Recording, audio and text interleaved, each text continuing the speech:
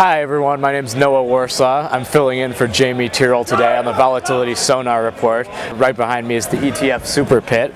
That's where I'm a designated primary market maker in and where all the options on sector ETFs are traded here at SIBO. The theme of the day has been, of course, volatility coming in. After yesterday's sell-off at the end of the day, we saw a volatility spike, but now the VIX is in almost 0.8 of 1 full point, and we're seeing sellers in a variety of names.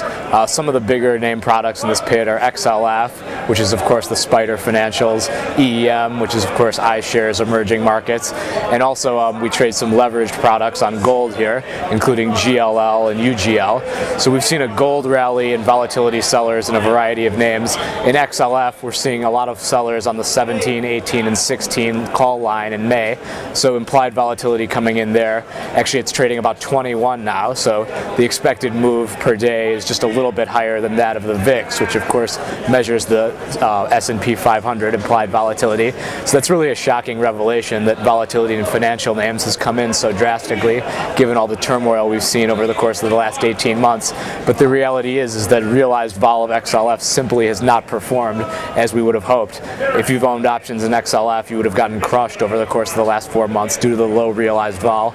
So I think today investors are using yesterday's spike as a chance to get in there and sell, do the hard side of the trade, and get short some of those calls, perhaps against the long underlying they own, or perhaps not. It could just be a bet on getting short Vega. And getting back to the gold trade I was discussing earlier, we saw a retail customer actually come in ticker symbol UGL, which is ultra long gold by ProShares, and they bought 100 delta calls in the front month in April, paying over parity, which of course from a market making position is a great place to sell, but it shows me that there's somebody out there who's willing to lever up in a leveraged name to get long gold. Gold's taken a bit of a trip back this week as Janet Yellen has taken some rather hawkish comments. She's expected to replace Donald Cohn as the next vice chairman of the Federal Reserve. So because of that, you've seen a rise in the dollar and of course a sell-off in gold. Today gold's bouncing back a little bit, and clearly one retail investor out there thinks it's time to get long, and UGL, the ultra long gold, is certainly the way you can do that on the most leveraged basis.